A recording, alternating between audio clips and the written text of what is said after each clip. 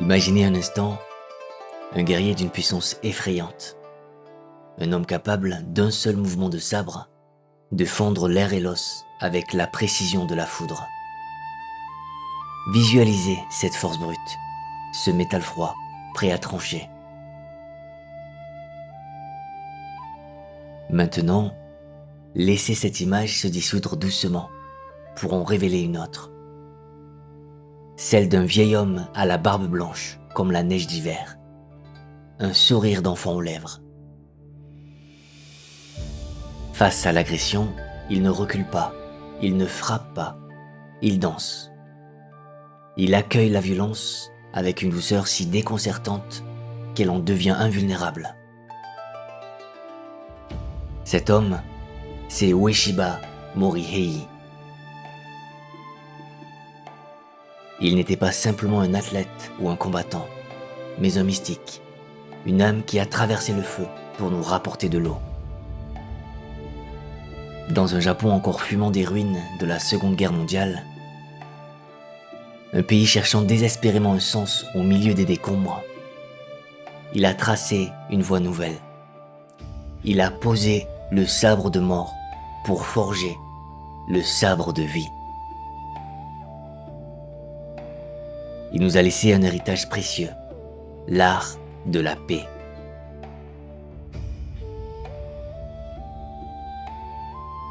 Ne cherchez pas ici un manuel technique pour vaincre un adversaire ou briser des articulations.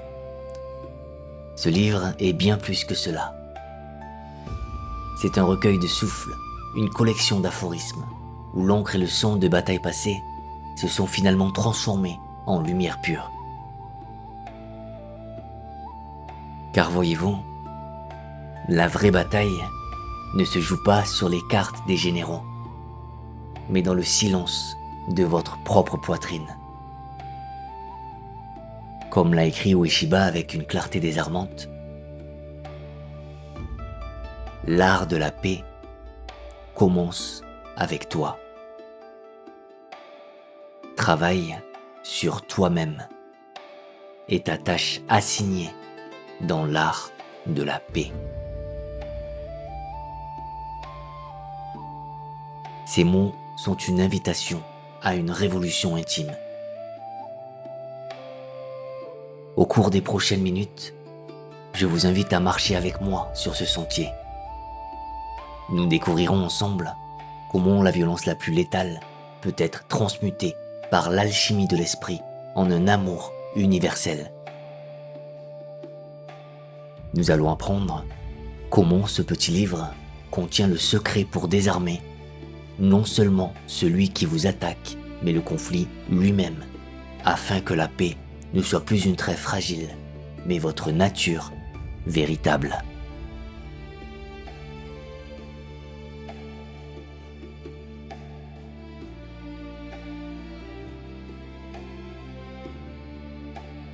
Avant le calme, il y eut la tempête. Avant que le maître ne devienne un vase de paix, il fut une créature de fer et de feu. Je veux que vous imaginiez Ueshiba dans la vigueur de sa jeunesse. Il était habité par une faim aussi vieille que les montagnes, cette soif brûlante d'être invincible. On l'appelait alors le démon de Tengo. Il portait des pierres, luttait contre la terre elle-même et maîtrisait les arts mortels du Jujitsu avec une précision effrayante.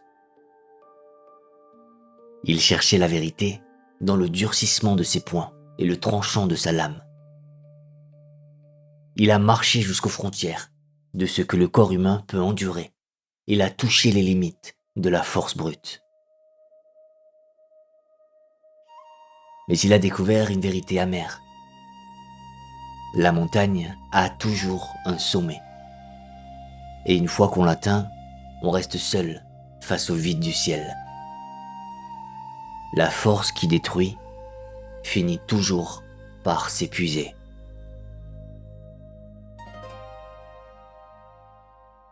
Puis vint le jour où le monde a basculé.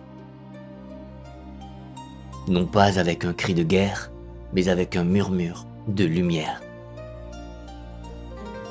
C'était un matin de printemps en 1925.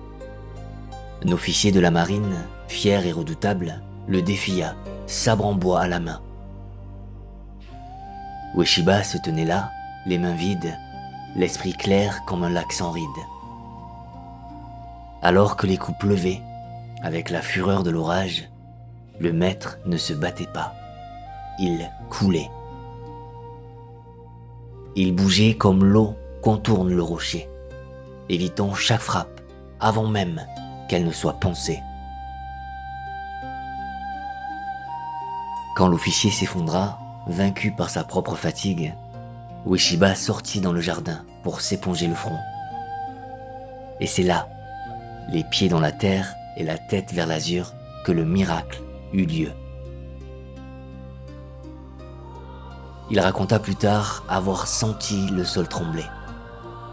Une lumière dorée jaillit de la terre et descendit des cieux, l'enveloppant, transformant son corps en or pur.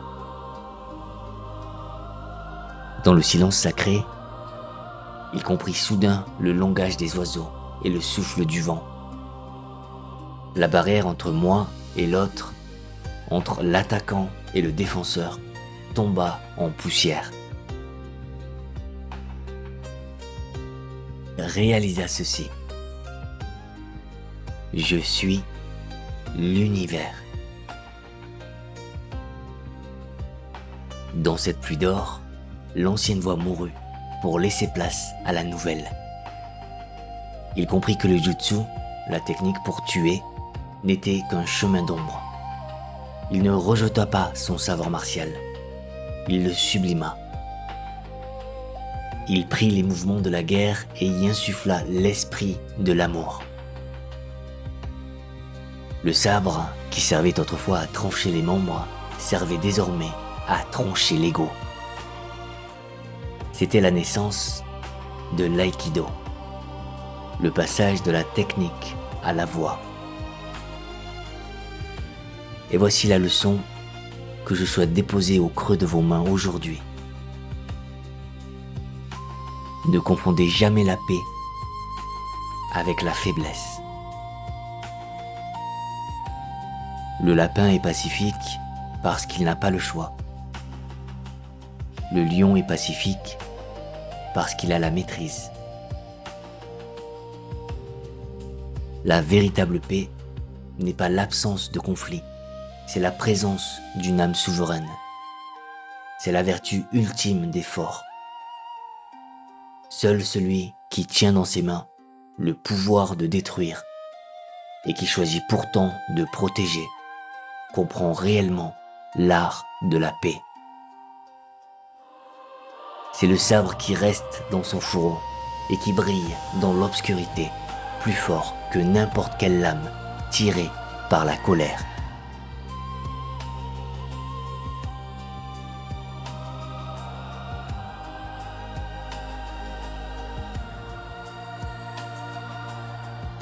Masakatsu Agatsu. Dans la langue du pays du soleil levant, cela signifie la vraie victoire est la victoire sur soi-même. Nous passons tant d'années à scruter l'horizon, guettant l'ennemi qui viendra du dehors.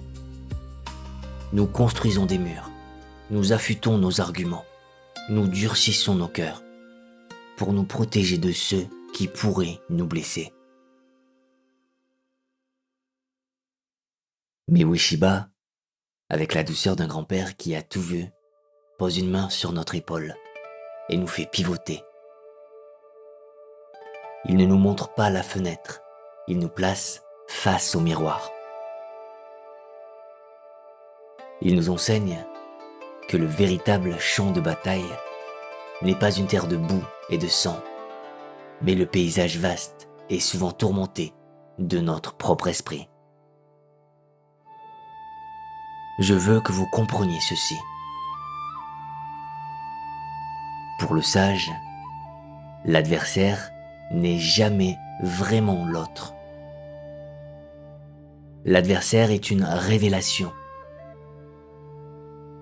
Celui qui vous attaque, celui qui vous insulte ou vous défie, ne fait que tendre un miroir à votre âme. Si la colère de l'autre allume une flamme en vous, c'est que le bois sec était déjà empilé dans votre poitrine. Si l'agression de l'autre éveille votre peur, c'est que la peur dormait déjà dans vos fondations.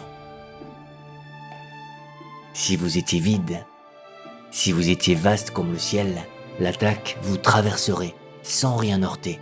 Elle ne trouverait aucune prise. C'est là le grand secret. Nous ne combattons jamais que nous-mêmes.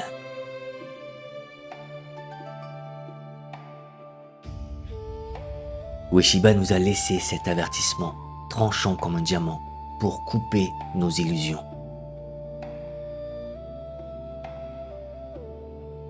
Dès que tu te préoccupes du bien et du mal de tes semblables, tu crées une ouverture dans ton cœur pour que la malveillance y entre.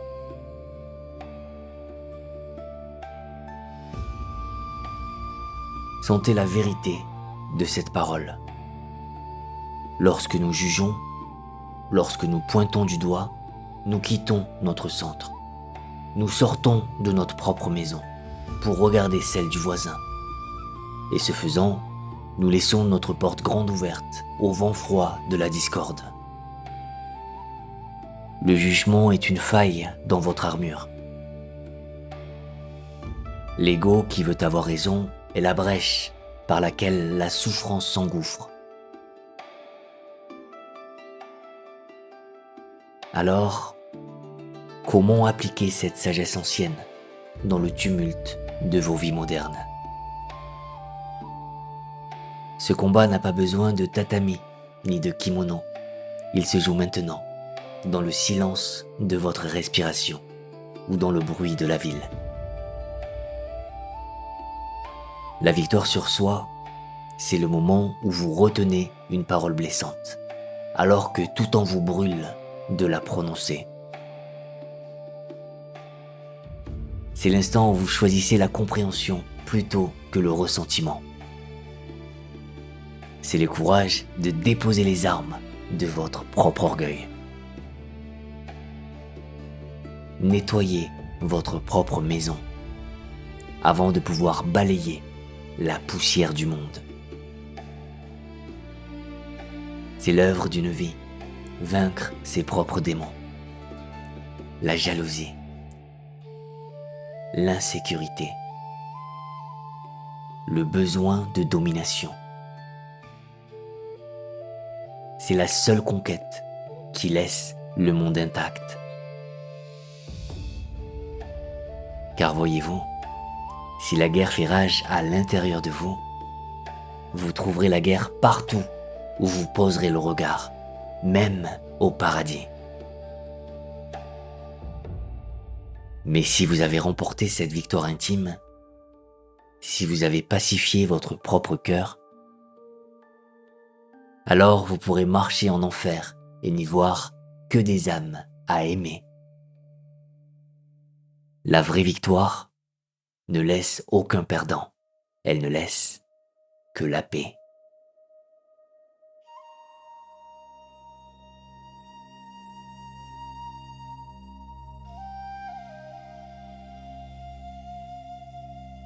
Je vous invite maintenant à observer, avec les yeux de l'esprit, le grand livre de la nature.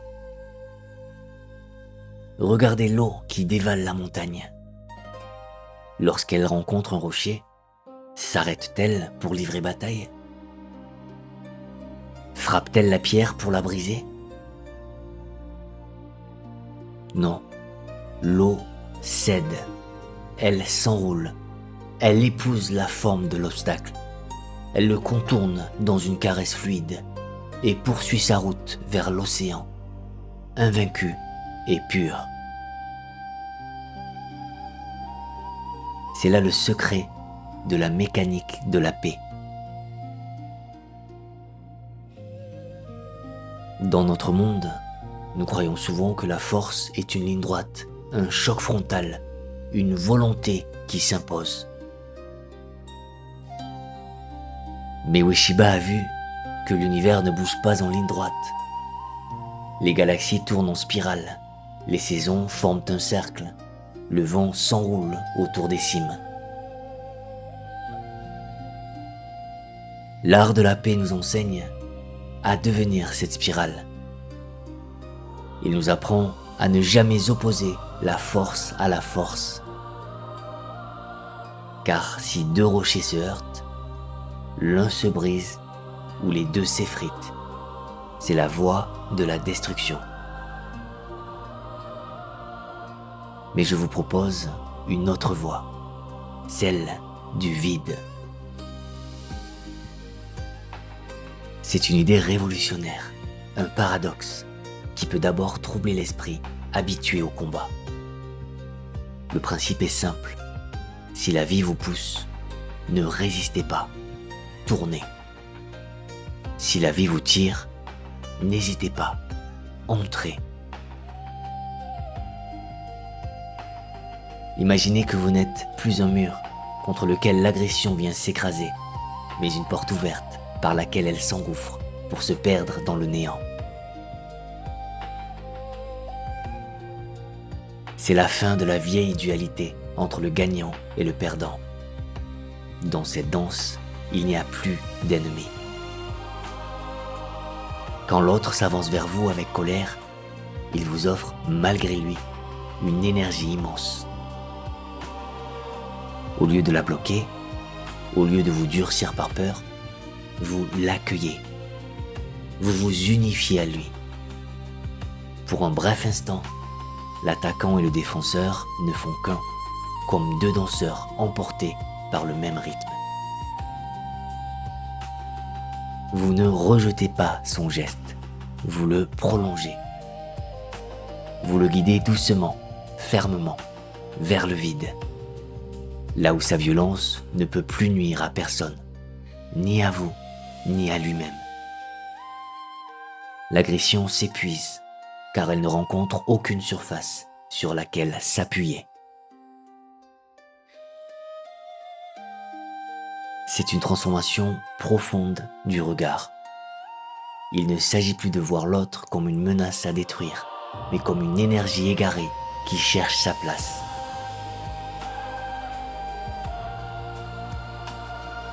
Ueshiba a formulé cette vérité avec une beauté qui traverse le temps. Si ton cœur est assez grand pour envelopper tes adversaires, tu peux voir à travers eux et éviter leurs attaques. Et une fois que tu les as enveloppés, tu peux les guider sur le chemin indiqué par le ciel et la terre.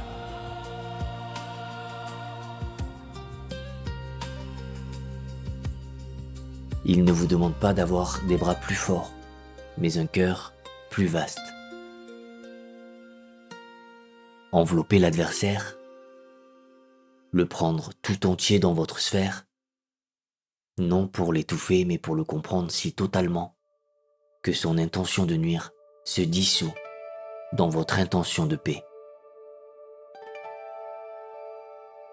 C'est ainsi que l'on marche sur la voie, non pas en brisant l'épée de l'autre, mais en étant si vaste, si fluide et si aimant que l'épée ne trouve plus rien à trancher, sinon l'air vide et silencieux de votre propre sérénité.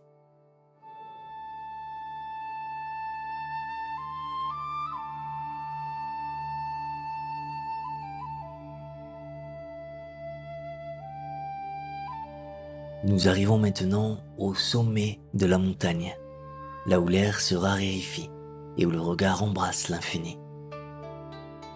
Je vous demande d'ouvrir votre esprit, plus grand encore, car nous touchons ici au mystère sacré qui relie l'homme à l'univers.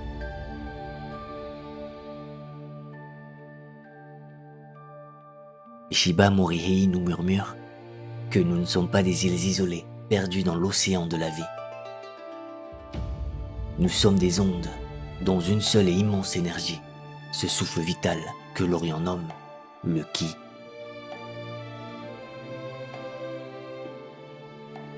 Le maître nous enseigne que votre corps n'est pas seulement de la chair et des os.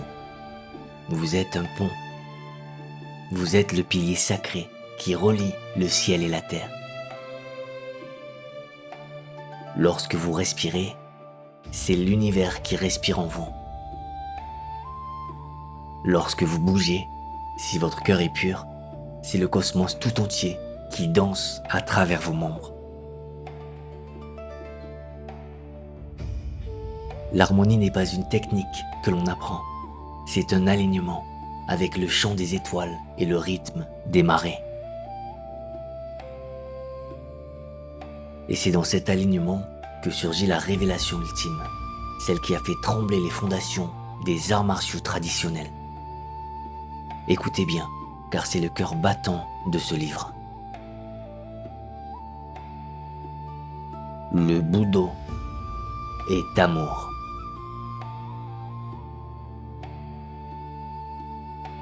Imaginez la radicalité de ces mots dans la bouche d'un guerrier invincible. Il ne parle pas ici de l'amour sentimental qui soupire et s'attache. Non. Il parle d'une force solaire, d'une puissance féroce et bienveillante qui soutient toute création. L'amour, dans l'art de la paix, est une arme absolue. C'est le bouclier qui ne rejette rien et l'épée qui donne la vie. L'éthique suprême de cette voie est vertigineuse. Il s'agit de protéger tout ce qui vit. Et tout ce qui vit inclut celui qui cherche à vous détruire. Je sais que cette pensée peut sembler impossible. Comment protéger la main qui tient le poignard? Pourtant, c'est là que réside la véritable noblesse humaine. Neutraliser la violence sans détruire l'homme. Désamorcer la haine sans éteindre la vie. Car blesser un autre, c'est se blesser soi-même, puisque nous sommes tous les feuilles d'un même arbre. Lorsque vous atteignez cet état de compassion totale, quelque chose de miraculeux se produit. Ueshiba appelait cela le Takemusu Aiki. C'est l'instant de la création spontanée. Vous n'avez plus besoin de réfléchir, de calculer ou de prévoir. Votre esprit est si clair, votre intention si pure, que le geste jaillit de vous, comme l'eau vive jaillit de la roche. Ce n'est plus vous qui agissez, c'est la vie elle-même, qui trouve son chemin à travers vous pour rétablir l'équilibre. Vous devenez, en un éclair, l'artiste de la situation, transformant le chaos en ordre et la fureur en silence. Ainsi, le guerrier de la paix ne combat plus. Il crée un espace où la guerre ne peut plus exister.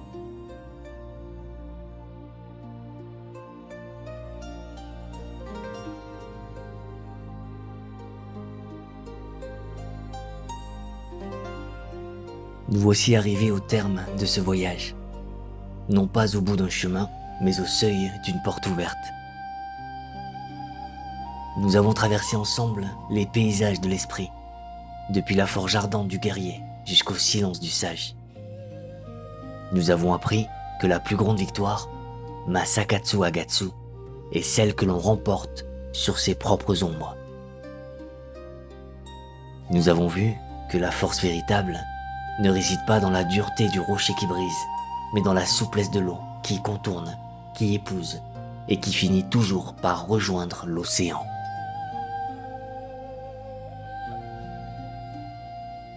L'art de la paix n'est pas un livre d'histoire, ni une relique d'un temps révolu. Il est une boussole précieuse, un astre fixe pour naviguer dans le tumulte et le chaos de notre monde moderne. Je veux que vous gardiez cette vérité au creux de votre cœur. La paix n'est pas une absence. Ce n'est pas le vide laissé par la fin de la guerre, ni le silence pesant des cimetières. La paix est une présence. C'est une compétence vivante, dynamique, un muscle de l'âme qui s'exerce à chaque instant.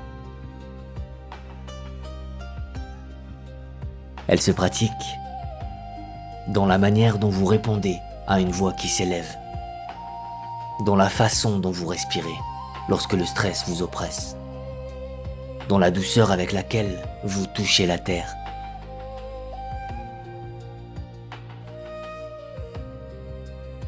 Je ne vous invite pas à lire l'œuvre de Ueshiba Morihei comme on lit un roman d'une traite avec l'avidité de connaître la fin.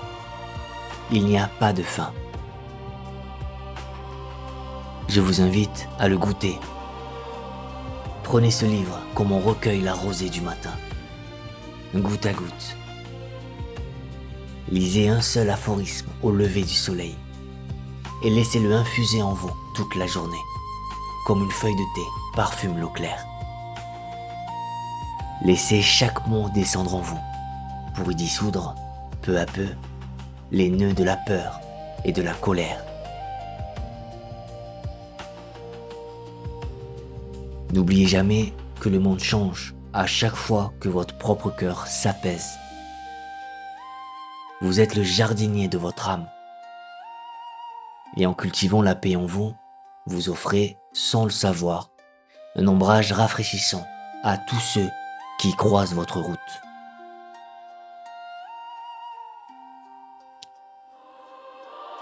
Merci d'avoir marché à mes côtés sur ce sentier de lumière. Merci d'avoir prêté votre oreille et votre esprit à cette sagesse ancienne. Que votre souffle soit profond, que votre regard soit clair, et que chaque pas que vous ferez désormais soit une danse avec l'univers. Soyez en paix.